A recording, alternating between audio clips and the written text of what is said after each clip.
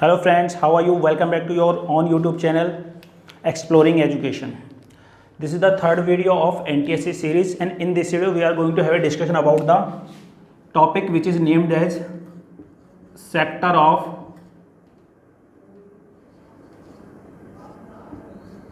Economy. Previous video में हमने discuss किया था कि सेक्टर ऑफ इकोनॉमी को हमने डिवाइड किया था। जैसे अगर मेनली मुझे कंसिडर करना हो यहाँ पे क्लासिफिकेशन ऑफ इकोनॉमी की मैं बात कर रहा हूँ, और चूंकि एनटीएससी की जो क्वेश्चंस मैंने एनालाइज किए हैं रिगार्डिंग द सब्जेक्ट इकोनॉमिक्स, तो वो एक डिटेल कॉन्सेप्ट पे बेस्ड होते हैं। इसलिए मुझे इकोनॉमी में जो डेफिनेशन मैंने देखी थी कि economy is a system of where various kind of activities are perform by the various kind of people, तो उसके बाद मैं आता हूँ क्लासिफिकेशन ऑफ इकोनॉमी को। लेकिन क्लासिफिकेशन ऑफ इकोनॉमी को समझने से पहले मुझे कुछ चीज़ें और समझनी होंगी। इन चीज़ों को समझने के बाद मैं कैपेबल हो पाऊंगा कि what is the actual meaning of classification of economy. तो यहाँ मैं एक क्लासिफिकेशन का बेस ही मान रहा हूँ, और क्लासिफिकेशन बेस मान के मैं एक बार सेक्टर ऑफ इकोनॉमी को दोबारा कंसिडर कर रहा हूँ। वो सेक्टर ऑफ इकोनॉमी हमने परफॉर्मेंस के रिगार्डिंग देखे थे कि एग्रीकल्चर प्राइमरी सेक्टर क्या है, सेकेंडरी इंडस्ट्रियल सेक्टर क्या है, और ये हम एक इंटरनल इकोनॉमी की बात करें। यहाँ पे सेक्टर्स को मैं डिवाइड कर देता हूँ अलग अलग, जो हम कंसिडर करते हैं, जिन चीज़ों से हम डेली बेसिस पे गेट टुगेदर होते हैं। ठीक है, तो मुझे जब इकोनॉमिक एक्टिविटीज़ को समझना है तो उस इकोनॉमिक एक्टिविटीज़ को समझने से पहले मैं समझूंगा सेक्टर ऑफ इकोनॉमी को। सेक्टर ऑफ इकोनॉमी को अब यहाँ पे सेक्टर्स ऑफ इकोनॉमी को हमने डिवाइड किया है। सबसे पहले हम बात करेंगे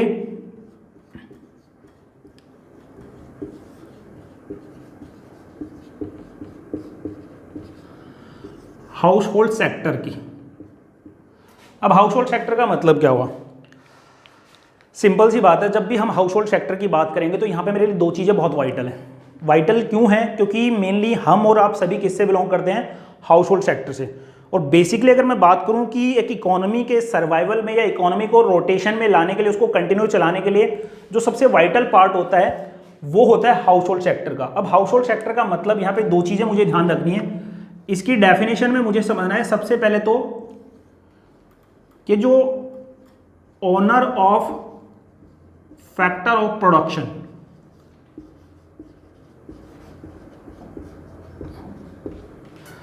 कि जो फैक्टर ऑफ प्रोडक्शन है, ठीक है, इनको समझेंगे अभी डिटेल में। फैक्टर ऑफ प्रोडक्शन की ओनरशिप किसके पास है? हाउस होल्ड सेक्टर के पास, यानी हम। अब फैक्टर ऑफ प्रोडक्शन की अगर मैं बात करूं तो उसकी ओनरशिप किसके पास है? हाउस होल्ड सेक्टर के पास, यानी हमारे पास है।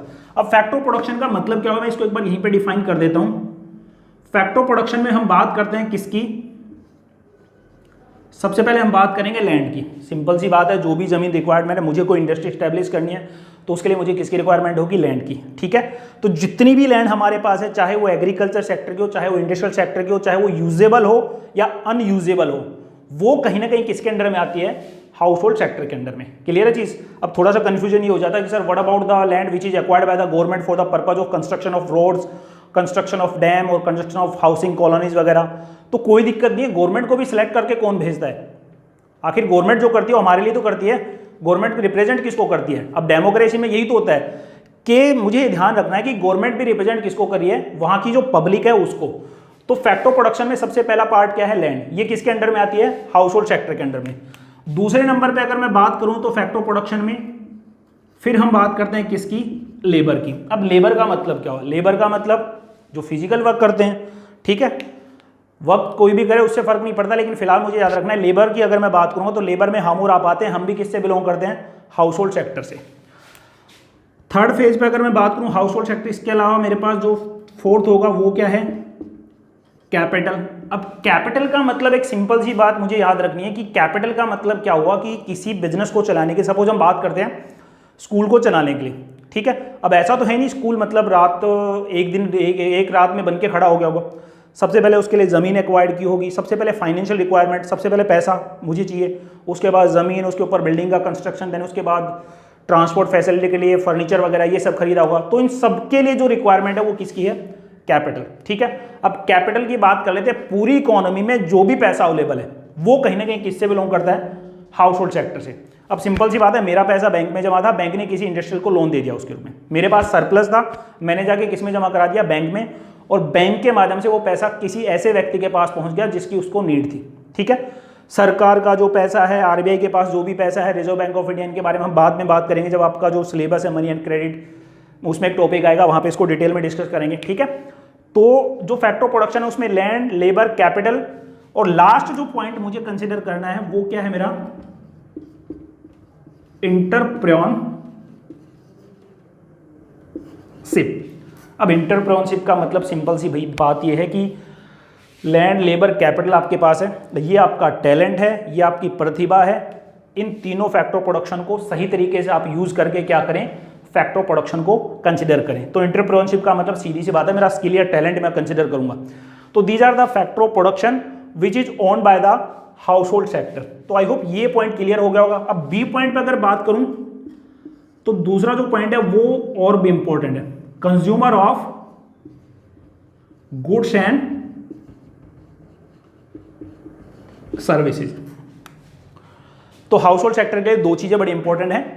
पहला कि they are the owner of factor of production, ये जितने भी फैक्टर ऑफ प्रोडक्शन है ये किसके ओनरशिप में आते हैं, हाउस होल्ड सेक्टर के में। दूसरा, household sector also known as the consumer of goods and services. अब सिंपल सी बात है, जो इकोनॉमी में गुड्स एंड सर्विस बनती है उनको कंज्यूम कौन करता है, हम ही तो करते हैं, ठीक है। अब सीधी सी बात आप बात करोगे सर कभी कभी क्या होते हैं, मतलब गुरुद्वारों में बात कर ले, वहाँ पे लंगर चलते रहते हैं। हम बात कर लें जो धार्मिक आयोजन होते हैं, भंडारे वगैरह कराए जाते हैं जिनमें, उनमें ठीक है वो खरीद के लाते हैं, लेकिन अल्टीमेटली उसका भी कंजम्पशन हम ही करते हैं।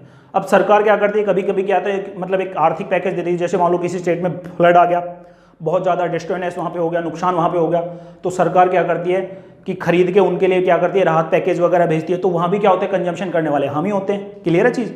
तो मे भी गवर्नमेंट के मान लेते हैं कि गवर्नमेंट कभी कभी कस्टमर के तौर पे काम करती है, लेकिन अल्टीमेटली वो कंज्यूमर बनेगी, ये डिपेंड करता है उसके जो ऑब्जेक्ट, उसका जो टारगेट उसने सेट किया regarding the purchase of particular goods और सर्विसेज। तो these are the main important point regarding the definition of household sector. First of owner of factor of production और दूसरा consumer of goods and services. दूसरा जो sector है जो मुझे याद रखना है वो है आपका प्रोडक्शन सेक्टर। अब प्रोडक्शन सेक्टर का मतलब क्या है भैया, जो प्रोडक्शन करते हैं। प्रोडक्शन करने का मतलब उत्पादन करना, वैल्यू एडिशन कर देना, किसी मतलब इनपुट को कन्वर्ट कर देना किसी में आउटपुट में। जैसे मेरे पास रॉ मटेरियल था, उसकी सहायता से मैंने मार्कर बना दिया, ठीक है। मेरे पास मतलब टिम्बर वगैरह थी, उसकी सहायता से मैंने बोर्ड बना दिया, ठीक है। तो प्रोडक्शन का मतलब क्या है कि वो सेक्टर जो प्रोडक्शन की एक्टिविटी में डील करता है, जो गुड्स को मैन्युफैक्चर करता है, ठीक है। लेकिन इस प्रोडक्शन सेक्टर को, प्रोडक्शन को करने के लिए ये मुझे ध्यान रखना है, प्रोडक्शन प्रोसेस को कंप्लीट करने के लिए इसको रिक्वायरमेंट किसकी होगी, फैक्टर ऑफ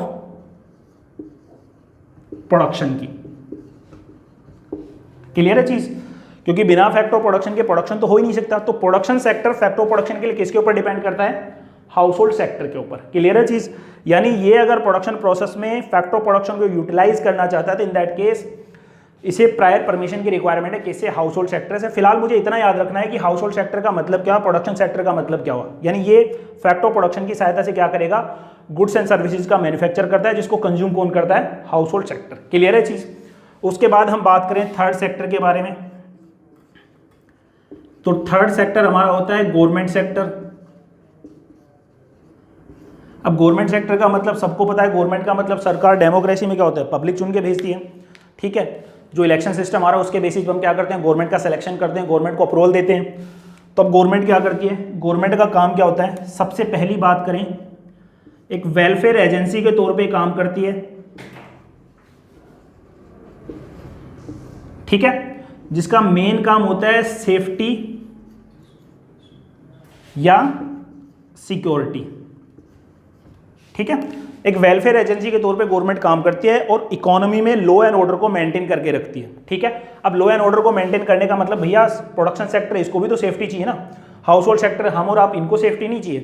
तो इनको सेफ्टी प्रोवाइड कराने का काम कौन करता है, गवर्नमेंट सेक्टर, जो as a welfare agency economy में काम करता है और जिसका मेन थीम ही रहता है कि इकोनॉमी में लॉ एंड ऑर्डर को मेंटेन करके रखे। अब इसके रिलेशन की अगर मैं बात करूं तो थोड़ा सा मुझे ध्यान रखना है, टैक्सेशन की बात कर लेते हैं, ठीक है।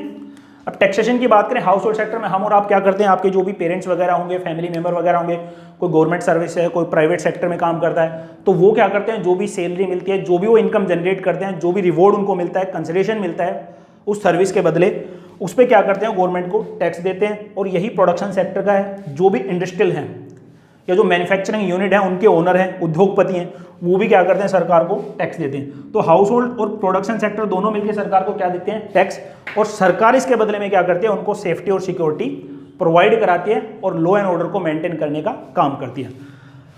बात करें फोर्थ सेक्टर की, तो फोर्थ सेक्टर में हम कंसिडर करेंगे एक्सटर्नल सेक्टर। एक्सटर्नल सेक्टर की बात कर लें या रेस्ट ऑफ द वर्ल्ड की बात कर लें, ठीक है।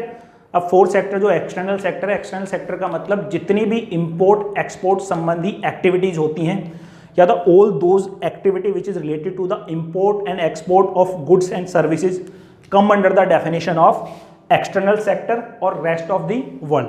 क्लियर है चीज। तो these are the main fourth sector of economy. जो हम बात करेंगे इंटरनल इकोनॉमी की, मेरी इकोनॉमी इंटरनल काम कैसे करती है, इंटरनली वो कैसे मैनेज होती है या कैसे रन करती है। क्लियर है चीज। तो household sector, production sector, government sector, external sector, अब इनकी आपस में डिपेंडेंसी मेरे ख्याल से एनटीएससी के पर्पज से मुझे कंसिडर नहीं करना।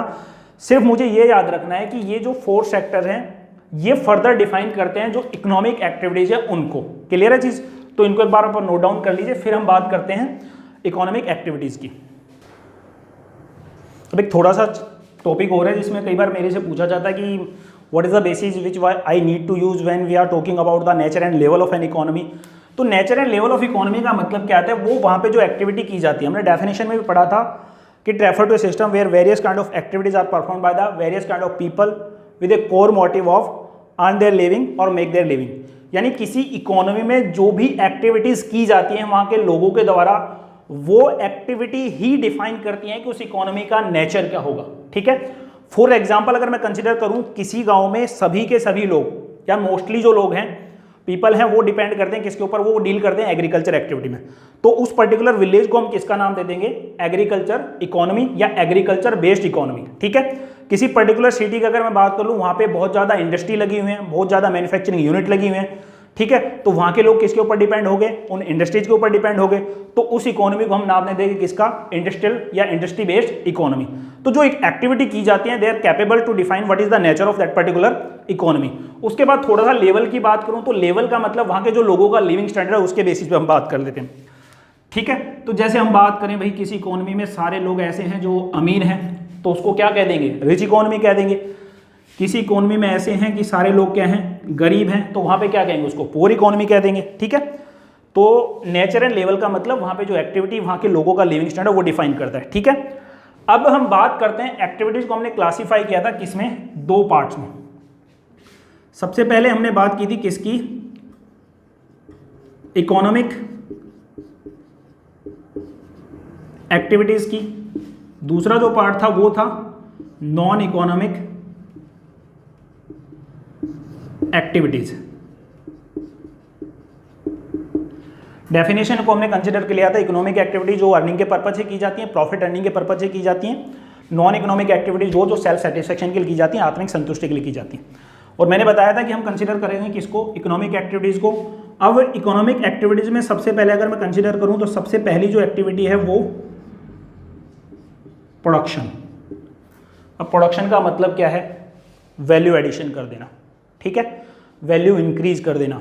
एग्जाम्पल के तौर पे टिम्बर होती है, और जो कारपेंटर होता है उस टिम्बर को किस में कन्वर्ट कर देता है, फर्नीचर में, उससे चेयर बना देता है, टेबल बना देता है। तो इसका मतलब क्या हुआ कि उस कारपेंटर ने उस टिम्बर का वैल्यू एडिशन कर दिया, उसकी वैल्यू को क्या कर दिया, इंक्रीज कर दिया। तो इस प्रोसेस को मैं क्या नाम दूंगा, प्रोडक्शन का नाम दूंगा। या फिर मैं ये कहूँ कि जो रॉ मेटेरियल है, ठीक है, रॉ मेटेरियल का मतलब यहाँ पे कंसिडर मैं कर सकता हूँ कि भैया बीइंग ए मैन्युफैक्चर, आप इनपुट्स को किस में कन्वर्ट करते हैं, आउटपुट्स में। या मैं कहूँ रॉ मेटेरियल से आप किस में कन्वर्ट करते हैं, फिनिश गुड्स में। ठीक है। एग्जाम्पल के तौर पे बात करूँ, मतलब टेक्सटाइल हम बात कर लेते हैं कि मतलब जो टेलर वगैरह होता है उसके पास जो कपड़ा होता है वो रॉ मेटेरियल के तौर पे होता है, और उसको किस में कन्वर्ट कर देता है, शर्ट में। ठीक है। तो ये प्रोडक्शन होता है। क्लियर है चीज़। प्रोडक्शन के बाद बात करें हम, जो अगली इकोनॉमिक एक्टिविटी है वो है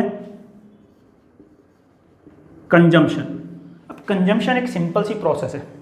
ठीक है। देखो क्या होता है कि कंजम्पशन को समझने से पहले मुझे ये समझना होगा कि एक्चुअल में कंजम्पशन में करता क्यों। अब मैं इस मार्कर की बात कर लेता हूँ। ठीक है। ये मार्कर क्या है, इसकी उपयोगिता क्या है कि इसकी सहायता से मैं बोर्ड पे लिख सकता हूँ। ठीक है।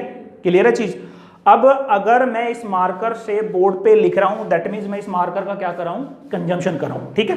तो जो प्रोडक्शन होता है, जो गुड्स मुझे बनते हैं, जब उनको मैं यूटिलाइज करता हूं मेरे बेनिफिट के लिए या किसी अन्य पर्टिकुलर पर्पज के लिए, तो इसका मतलब मैं क्या कर रहा हूं, कंजम्पशन। नोटबुक की बात करें लिखने के काम आता है, पेन की बात करें लिखने के काम आता है, चेयर की बात करें बैठने के काम आते हैं। तो जब इन सारी चीज़ों को हम अपने प्रोसेस में यूटिलाइज करते हैं किसी भी पर्पज से, तो वो क्या होता है, कंजम्पशन होता है, या उसका जो क्वालिटी है उसको यूज करना ही क्या कहलाता है, कंजम्पशन। क्लियर है चीज। उसके बाद हम बात करें थर्ड फेज पे, तो यहां पे मुझे कंसिडर करना है जो थर्ड इकोनॉमिक एक्टिविटी है वो है एक्सचेंज। एक्सचेंज का मतलब सिंपल सी बात है, लेन देन। अब लेन देन का मतलब क्या हुआ कि थोड़ा सा अगर मैं कंसिडर करूं तो लेन देन का मतलब वस्तु के बदले वस्तु होता है। जैसे मुझे सिंपल सी बात है, किसी चीज़ की रिक्वायरमेंट है, मान लो मुझे एक पेयर शूज लेना है, ठीक है। अब मेरे पास क्या है, पैसा तो है नहीं, तो मैं क्या करता हूँ, उसको मान लो मैंने 5 kg व्हीट दे दिया। तो ये एक एग्जाम्पल है एक्सचेंज का। लेकिन जो मॉडर्न सिनेरियो ऑफ इकोनॉमी है, या मैं कहूँ इकोनॉमिक्स है, वहाँ पे क्या होता है कि मनी का एग्जिस्टेंस है, मनी आपके पास अवेलेबल है। तो ये जरूरी नहीं है कि आप वस्तु के बदले वस्तु दें, या बार्टर सिस्टम की बात कर लो कि कॉमोडिटी टू कॉमोडिटी आपको डील करना है। आप पैसे के बदले कोई भी चीज़ क्या कर सकते हैं, एक्वायर्ड कर सकते हैं। मनी आपके पास अवेलेबल है, मनी के माध्यम से क्या करते हैं, किसी भी एक्सचेंज प्रोसेस को आप पूरा कर सकते हैं, ठीक है। तो यानी जो भी चीज़ें आपको नीड है उनका मूल्य चुका के मनी की सहायता से, मनी के फॉर्म में आप उनको क्या कर सकते हैं, अपने लिए एक्वायर्ड कर सकते हैं। तो दिस इज एक्सचेंज। थोड़ा सा डिफाइन कर देता हूँ। एक्सचेंज के 2 पार्ट होते हैं मेरे पास। सबसे पहला जो पार्ट है वो होता है कॉमर्शियल एक्सचेंज, दूसरा जो है वो है ट्रेड एक्सचेंज। याद रखने के लिए मुझे रखना है, अब ट्रेड एक्सचेंज का मतलब जहां पे C2C की बात करूं, यानी यहां पे मनी एग्जिस्ट नहीं होगा। ट्रेड एक्सचेंज में मतलब वस्तु के बदले वस्तु का लेन देन आप करोगे, ठीक है। जो बार्टर सिस्टम हमने बात की थी, ट्रेड एक्सचेंज का मतलब क्या हुआ कि भैया वस्तु के बदले क्या करोगे, आप वस्तु लोगे। सिर्फ मुझे इकोनॉमिक्स के पर्पज, NTSC के पर्पज से ध्यान रखना है, इसकी अलग अलग डेफिनेशन हो सकती है अलग अलग सब्जेक्ट में। लेकिन ट्रेड एक्सचेंज का मतलब क्या हुआ, यहाँ पे कॉमोडिटी टू कॉमोडिटी, वस्तु के बदले वस्तु की रिक्वायरमेंट, ठीक है। जैसे हम कई बार ये भी कर लेते हैं ना कि मान लो मुझे सिंपल सी बात है, मान लो मेरा कोई मिलने वाला है, वो आगे जाके 12th क्लास में हो गया और उसकी 11th क्लास की बुक मैंने रिक्वायर्ड कर लिया। अब उसका कोई छोटा भाई था जो 10th क्लास में था, तो मैंने उसके भाई को 10th क्लास की बुक दे दी और उससे अपने लिए क्या कर ली, 11th क्लास की एक्वायर्ड कर ली। तो इस तरह की जो चीज़ें होती हैं वो किस में आती हैं, ट्रेड एक्सचेंज में, जहाँ पे मनी का इन्वॉल्वमेंट नहीं होता, ठीक है। और कॉमर्शियल एक्सचेंज का मतलब जो मॉडर्न सिनेरियो में हम करते हैं, यहाँ पे मनी क्या करती है, एग्जिस्ट करती है। यानी अब जो लेन देन आप करोगे वो किससे करोगे, मनी से। यानी यहाँ वस्तु के बदले वस्तु नहीं दोगे, यहाँ पे आप प्रोडक्शन का जो प्राइस है, जो वैल्यू है, वो क्या करोगे, चुका दोगे और उसकी सहायता से क्या होगा, आप वस्तु को एक्वायर्ड कर लोगे। तो ठीक है। नाउ 4th पॉइंट पे बात करें अगर हम, तो यहाँ पे हम बात करते हैं इन्वेस्टमेंट की। ये 4th इकोनॉमिक एक्टिविटी है। अब इन्वेस्टमेंट का मतलब क्या होता है, इन्वेस्टमेंट का मतलब क्या हुआ, सिंपल सी बात है, ठीक है। तो एक एग्जांपल से कंसिडर करते हैं। पहले एक छोटी सी चाय की स्टॉल थी, मान लो टी स्टॉल थी, जिसके ऊपर मतलब 2-4 कुर्सियाँ इधर उधर लगा रखी थी, एक पेड़ के नीचे वो शॉप थी, ठीक है। लेकिन वहाँ पे कस्टमर क्या हो गए, ज़्यादा आ गए, ठीक है। अब कस्टमर ज़्यादा आने लगे, उनको बैठने के लिए स्पेस अवेलेबल नहीं था, तो मैंने क्या किया कि साइड में एक दुकान किराए पे ले ली, ठीक है। अब दुकान किराए पे लिए तो उसके अंदर मतलब अलग अलग काम मुझे कराने, फिटिंग करानी पड़ेगी, शोकेस रखना पड़ेगा, ठीक है। तो इन सब के लिए मुझे फर्दर किसकी रिक्वायरमेंट होगी, पैसे की, ठीक है। तो जब मैं वो पैसा लगा के उस शॉप को तैयार कर दूंगा, तो इसका मतलब क्या हुआ, मैंने इन्वेस्टमेंट कर दिया, ठीक है। इन्वेस्टमेंट का मतलब मेन ये होता है कि जब आपको प्रोडक्शन कैपेसिटी इनहैंस करनी है, यानी जो उत्पादन क्षमता है, प्रोडक्शन कैपेसिटी है, उसको आपको इंक्रीज करना है, तो वो प्रोडक्शन कैपेसिटी इंक्रीज तभी होगी जब आप क्या करेंगे, इन्वेस्टमेंट कर देंगे। या सिंपल भाषा में समझूं तो भैया फर्दर पैसा आपको लगाना पड़ेगा अगर आपको अपना बिजनेस क्या करना है, एक्सटेंड करना है, उसका जो एरिया है उसको एक्सपेंड करना है। एक से ज़्यादा स्टेट में आपको बिजनेस करना है, एक से ज़्यादा सिटी में आपको करना है, ठीक है। तो आपको क्या करना पड़ेगा, फर्दर पैसा लगाना पड़ेगा, और वो क्या कहलाता है, इन्वेस्टमेंट, ठीक है। यानी सिंपल भाषा में इसको हम ये कह सकते हैं भैया, प्रोसेस ऑफ कैपिटल फॉर्मेशन, यानी जिससे पूंजी का निर्माण होता है, वो क्या कहलाता है, investment. Talking about the last economic activity and that is distribution। अब डिस्ट्रीब्यूशन का मतलब क्या होगा, इसको थोड़ा ध्यान से समझते हैं एक बार।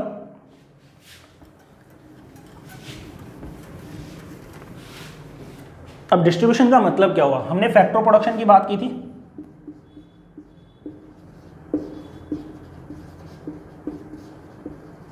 और फैक्टर प्रोडक्शन हमने कंसीडर किया था, सबसे पहले किसकी बात की थी, लैंड, और उसके बाद हमने बात की थी लेबर की, फिर हमने बात की थी कैपिटल की, और फिर हमने बात की थी किसकी, एंटरप्रेन्योरशिप सिप की, ठीक है। और मैंने ये भी कहा था कि हाउस होल्ड सेक्टर क्या होता है, फैक्टर प्रोडक्शन का ओनर होता है, और उससे प्रोडक्शन सेक्टर क्या करता है, हाउस होल्ड फैक्टर प्रोडक्शन को यूज करता है। यानी प्रोडक्शन सेक्टर प्रोडक्शन प्रोसेस में क्या करेगा, फैक्टर प्रोडक्शन को यूज करेगा, लेकिन वो फैक्टर प्रोडक्शन किसके पास है, हाउस होल्ड सेक्टर के पास। यानी अब हाउस होल्ड सेक्टर क्या करता है, अलाउ कर देता है प्रोडक्शन सेक्टर को कि भैया आप फैक्टर प्रोडक्शन को यूज कर लो प्रोडक्शन प्रोसेस में। अब क्वेश्चन ये उठता है कि जो परमिशन हाउस होल्ड सेक्टर ने दी है regarding the utilisation of factor production in a production process, किसको, प्रोडक्शन सेक्टर को, क्या वो फ्री में दी है, वो फ्री में नहीं है, ठीक है।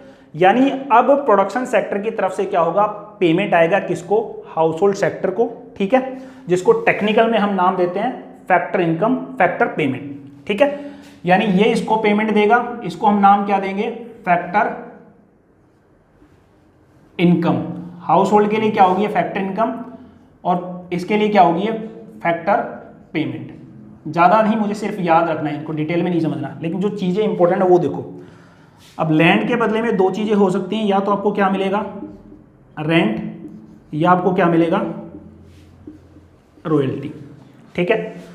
अब रेंट कब देना है, रॉयल्टी कब देना है, डिपेंड करता है एसेट्स का यूज़ किसके लिए करो, ठीक है। अब देखो सिंपल सी बात होगी कि मान लो मेरे पास एक पार्ट ऑफ लैंड है, उसके ऊपर एग्रीकल्चर एक्टिविटी करता हूँ, उसके लिए मैं रेंट दे सकता हूँ, कोई दिक्कत नहीं है। लेकिन अगर उसी पार्ट ऑफ लैंड में जो सॉइल है, ठीक है, उस सॉइल्स को मैं विड्रॉ करके और ब्रिक्स इंडस्ट्री में यूज़ करता हूँ, ठीक है।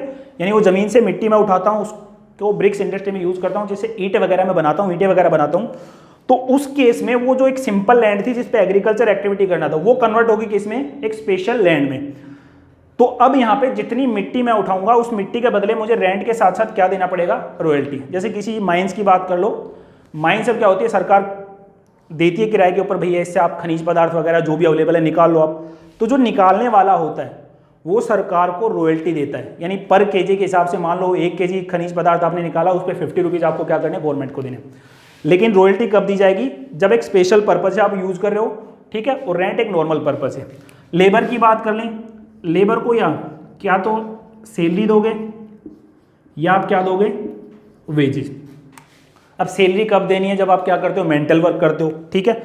मेंटल वर्क का मतलब जो एक बौद्धिक प्रक्रिया के तहत काम करते हो, तो उसमें क्या करते हैं, सैलरी दी जाती है। और वेजेस का मतलब जहाँ पे आप फिजिकल वर्क करते हो वहाँ पे क्या मिलता है, वेजेस मिलता है। या फिर ये कहूँ कि जब एक एग्रीमेंट के तहत आप काम करते हो, किसी अनुबंध के तहत, जैसे बीइंग ए टीचर मैं काम कर रहा हूँ किसी स्कूल में, तो मेरा एग्रीमेंट है, मुझे क्या मिल रहा है, सैलरी।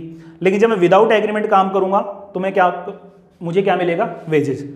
और कैपिटल के बदले बात कर लें तो यहाँ पे क्या होता है, इंटरेस्ट, ठीक है। और एंटरप्रेन्योरशिप की बात कर लें तो इसके लिए लास्ट में क्या बचता है, प्रॉफिट, ठीक है। तो डिस्ट्रीब्यूशन में हम यही करते हैं कि जो रेवेन्यू मुझे मिला है, ठीक है, जो इनकम मेरे पास है, उस इनकम को मैं डिस्ट्रीब्यूट कैसे करूंगा, किसके ऊपर, लैंड के यूज में कितना देना है, लेबर के यूज में कितना देना है, कैपिटल के यूज में कितना देना है, एंटरप्रेन्योरशिप के लिए कितना देना है। तो ये फैक्टर प्रोडक्शन क्या है, हाउस होल्ड के हैं।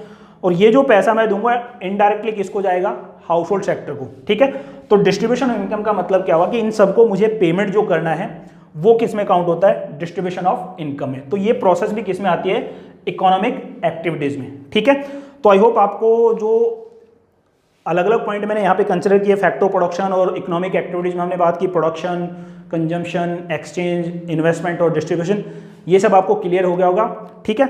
नेक्स्ट वीडियो में हम थोड़ा सा और बेसिक कंसिडर करेंगे, जहाँ पे हम टाइप्स ऑफ इकोनॉमी की बात करेंगे, और उसके बाद हम आपका जो सिलेबस है उसके साथ चलेंगे। Till then, thank you so much.